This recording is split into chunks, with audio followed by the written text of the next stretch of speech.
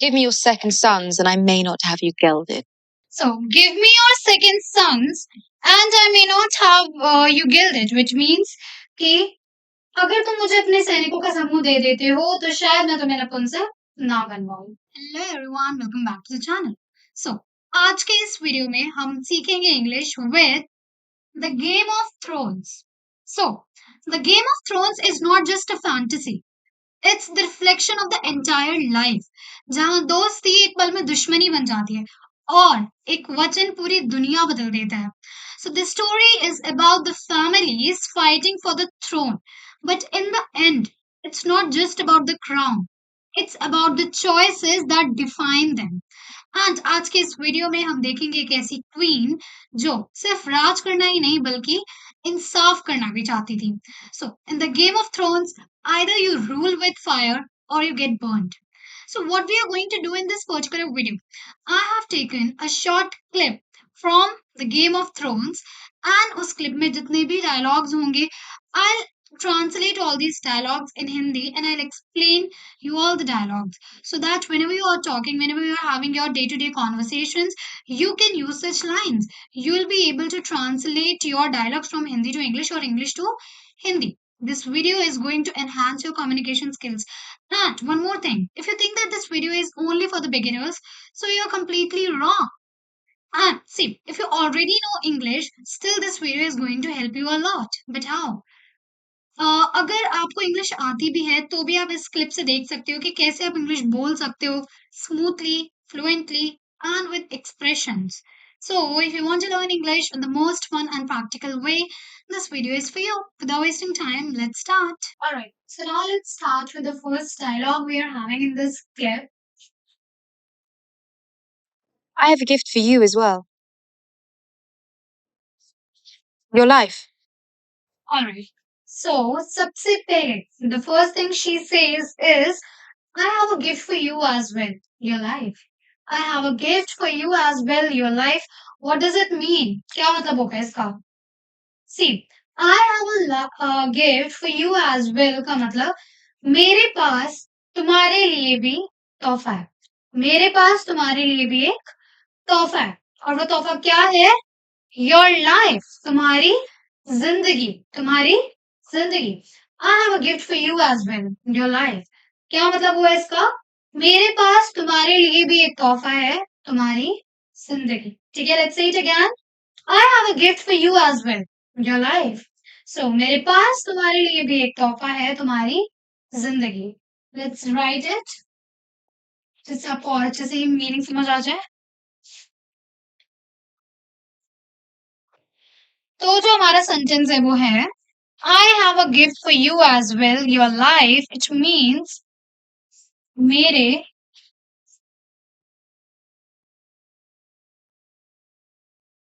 पास तुम्हारे लिए भी एक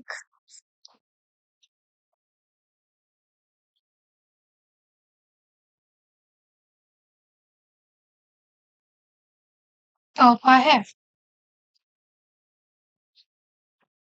your life means तुम्हारी जिंदगी। ठीक है? So, I have a gift for you as well, your life. ठीक है? What does it mean?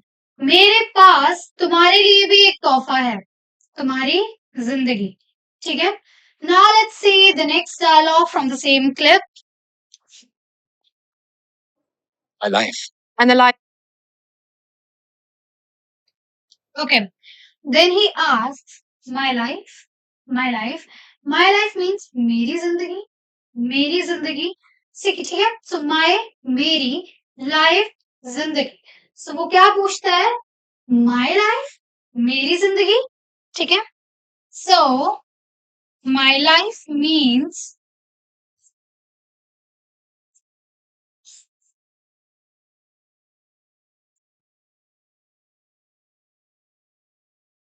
मेरी जिंदगी। ऑलराइट, माई लाइफ, मेरी जिंदगी। आगे देखते हैं। And the lives of your wise masters, but I also want something in return. Okay. Then she says, and also the lives of your wise masters. And also the life of your wise masters.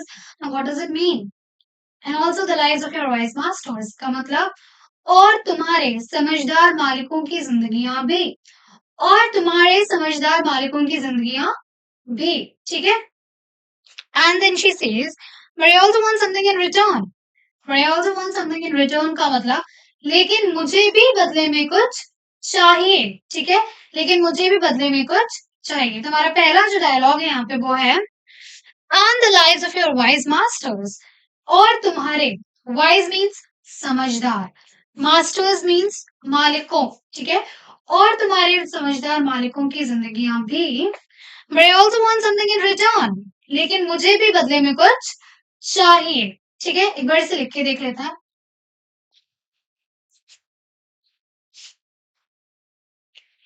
and the lives of your wise masters और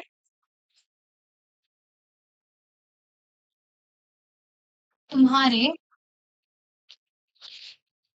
समझदार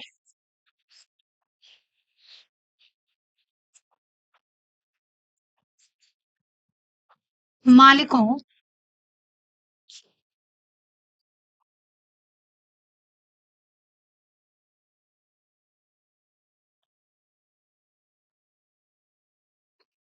की जिंदगियां भी ठीक है then she says but I also want something in return लेकिन मुझे भी बदले में कुछ चाहिए लेकिन मुझे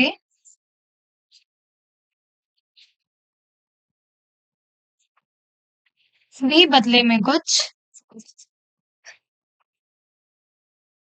चाहिए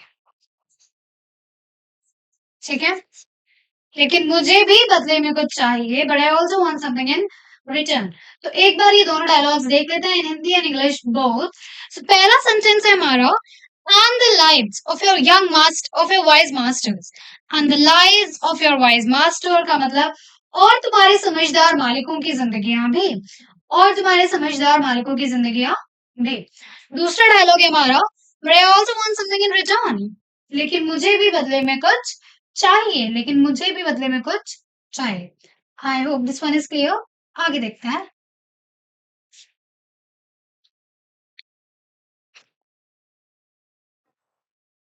You will release every slave in Yunkai. Okay. Then she says, you'll release every slave in Yonkai.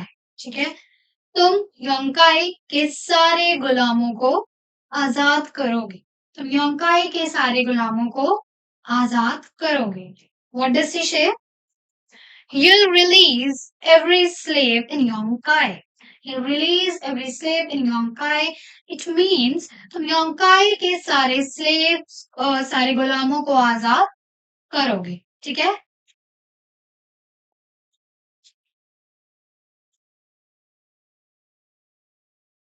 तुम योंकाई के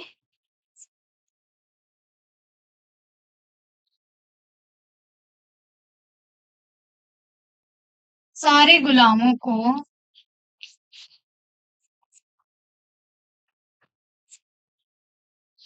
आजाद करोगे ठीक है तुम्हारा सेंटेंस क्या था You'll release every slave in Yonkai ठीक है slave means Ghulam release means Azad and हमारे पूरे सेंटेंस का मतलब क्या है You'll release every slave in Yonkai it means तुम योंकाई के सारे सारे गुलामों को आजाद करोगे ठीक है release every slave in Yunkai it means तुम योंकाई के सारे स्लेव्स को सारे गुलामों को आजाद करोगे गॉट इट आगे देखते हैं Every man, woman, and child shall be given as much food, clothing, and property as they can carry as payment for their years of servitude. Okay. Now the next dialogue we are having here is every man, woman, and child to be given as much food, clothing, and property as they can carry as payment for their servitude. Okay, it means कि हर आदमी, औरत और बच्चा जितना खाना, कपड़ा और संपत्ति उठा सके उतना उसे दिया जाएगा उनकी गुलामी के बदले में, उनकी इतनी वर्ष की गुलामी के बदले में। ठीक है, the sentence was every man, woman and child to be given as much food, clothing and property as they can carry as payment for their years of servitude. It means हर आदमी, औरत और बच्चा जितना खाना, कपड़ा और संपत्ति उठा सकेगा उसे उतना दिया जाएगा उनकी वर्षों की गुलामी के बदले में। ठीक है,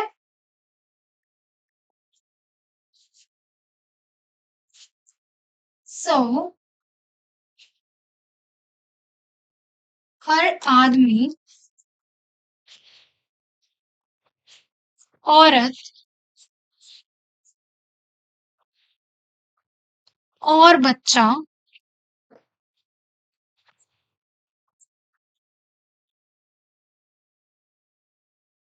जितना कपड़ा, खाना और संपत्ति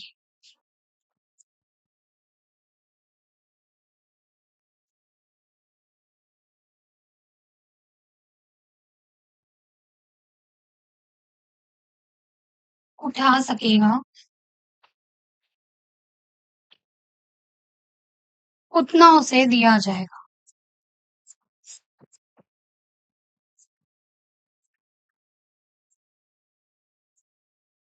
उनके वर्षों की गुलामी के बदले में।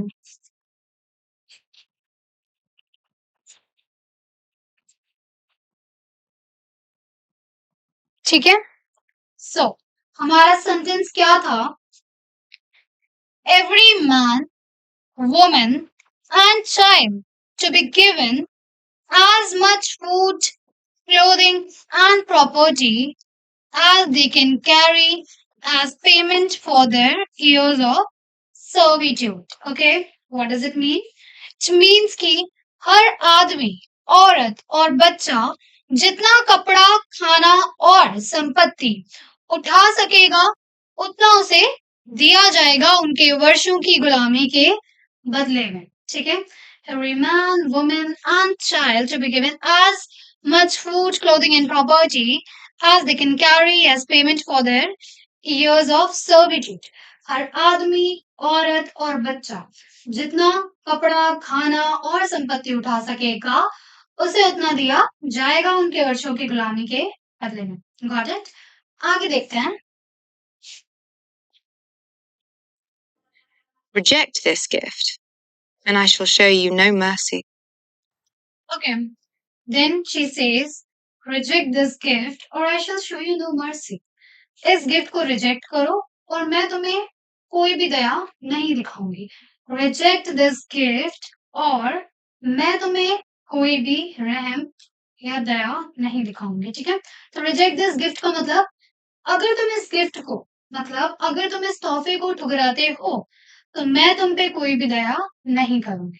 ठीक है, let me just right it.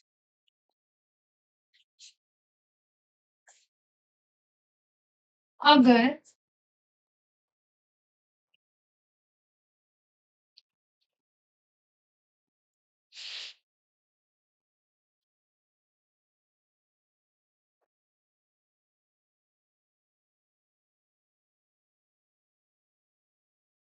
Wait, अगर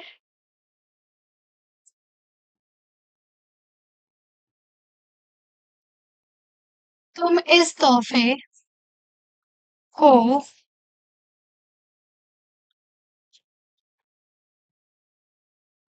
कराते हो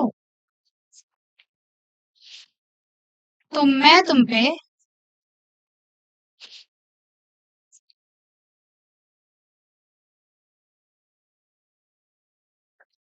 कोई दया नहीं करूंगी।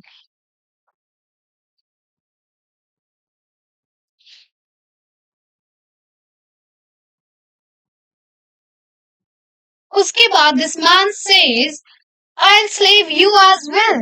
I'll slave you as well का मतलब मैं तुम्हें भी गुलाम बना लूंगा, मैं तुम्हें भी गुलाम बना लूंगा, ठीक है। सो I'll slave you as well का मतलब मैं तुम्हें भी गुलाम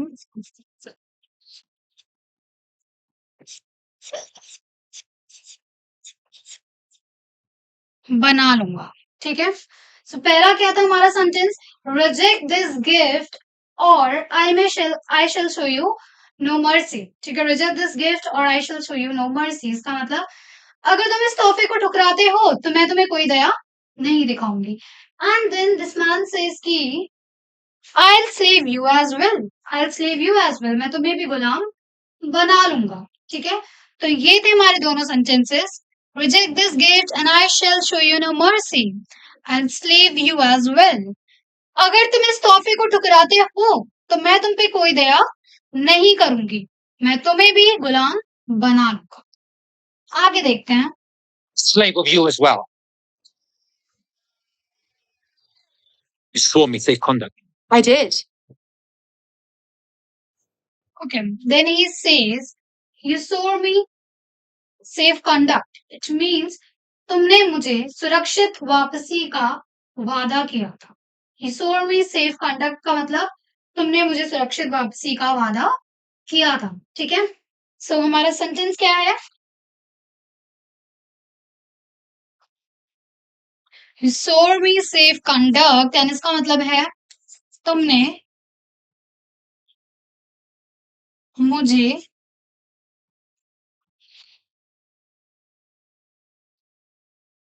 सुरक्षित वापसी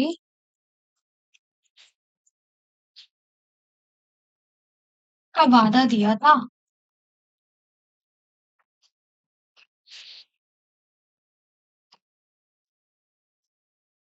You swore me safe conduct. You swore me safe conduct, जिसमें swore का मतलब है वादा, safe का मतलब है सुरक्षित एंड conduct का मतलब है वापसी। एंड इस पूरे सेंटेंस का मतलब है तुमने मुझे सुरक्षित वापसी का वादा किया था। You swore me safe conduct, तुमने मुझे सुरक्षित वापसी का वादा दिया था, ठीक है। I hope this one is also clear. आगे देखते हैं। I did. But my dragons made no promises, and you threatened their mother. Okay, and then she says, but my dragons made no promises and have threatened their mother. But my dragons made no promises and you threatened their mother. ठीक है, तो इसका मतलब है कि लेकिन मेरे ड्रैगनों ने कोई प्रॉमिस नहीं किया था, लेकिन मेरे ड्रैगनों ने कोई वादा नहीं किया था, और तुमने उनकी माँ को धमकी दी है, और तुमने उनकी माँ को धमकी दी है, ठीक है।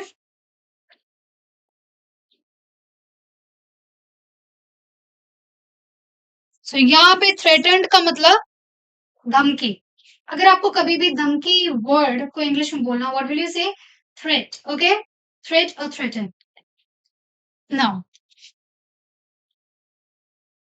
हाँ मैंने किया था, लेकिन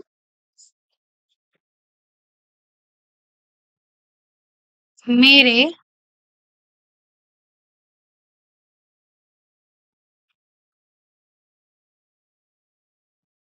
ड्रैगनों ने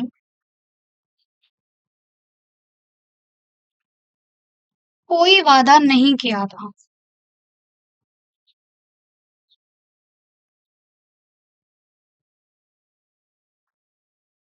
और तुमने उनकी माँ को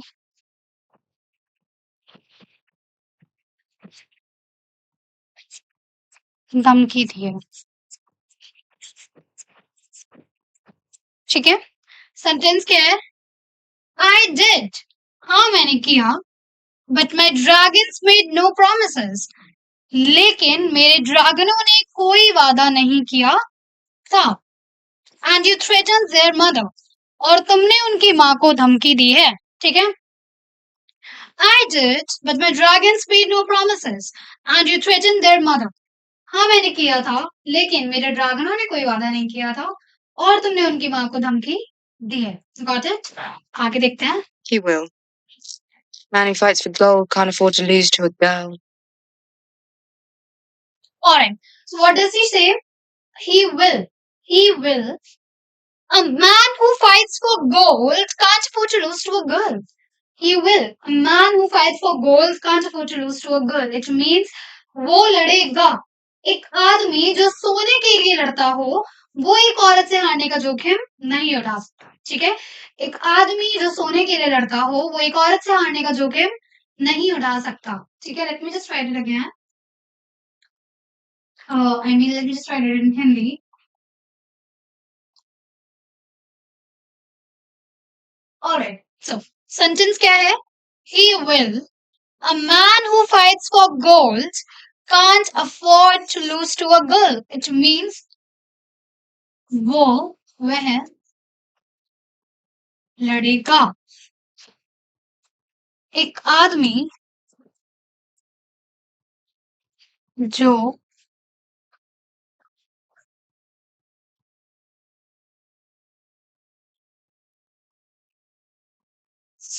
के लिए लड़ता हो,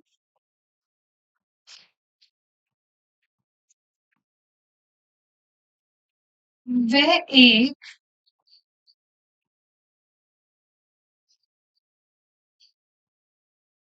से हारने का जोखिम नहीं उठाएगा.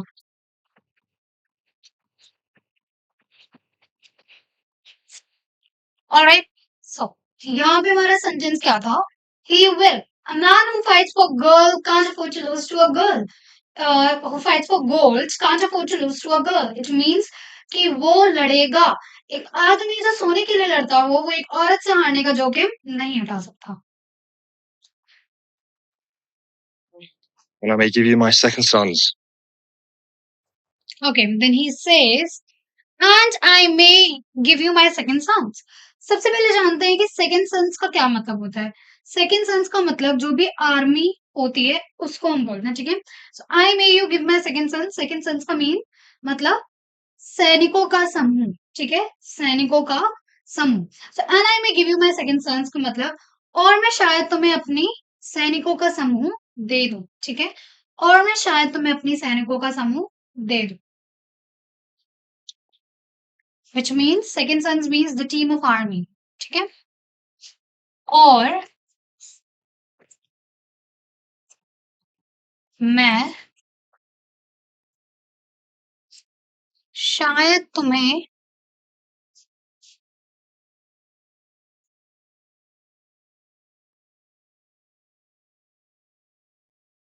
अपने सैनिकों का समूह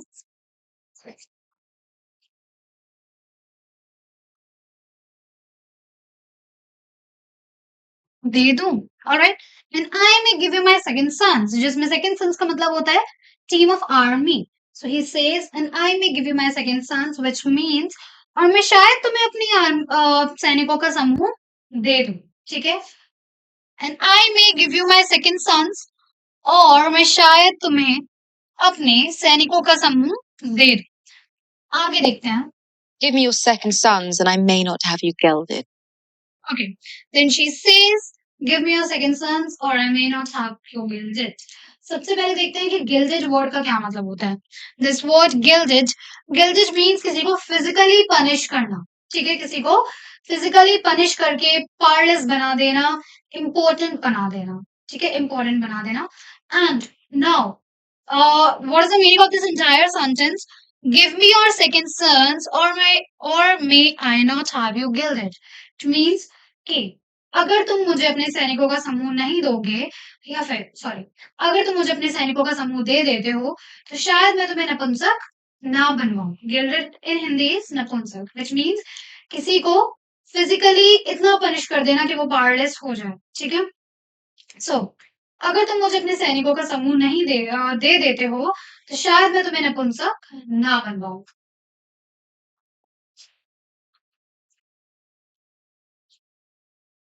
और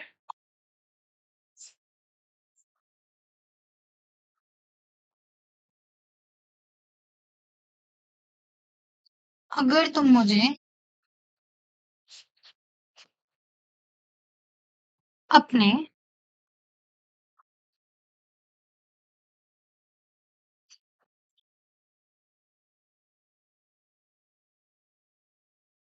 सैनिकों का समूह दे देते हो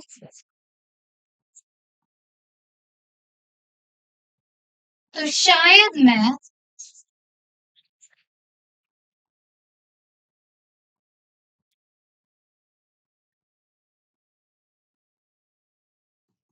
तुम्हें नपुंसक ना बनवाऊं।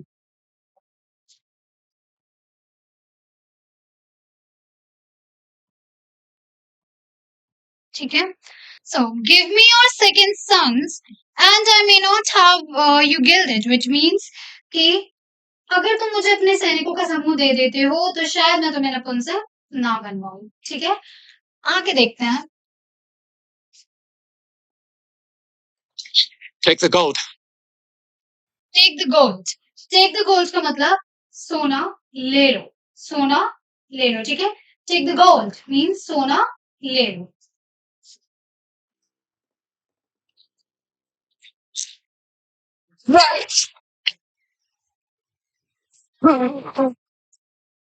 My gold. You gave it to me, remember? Okay, then she says, my gold. You gave it to me, remember? Which means मेरा सोना तुमने मुझे दे दिया है, याद है? अब ये मेरा सोना है जो तुमने मुझे दे दिया है, याद है? ठीक है? So, my gold, you gave it to me, remember? It means कि मेरा सोना ये तुमने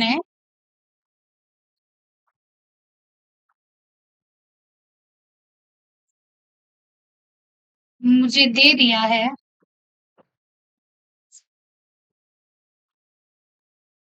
याद है?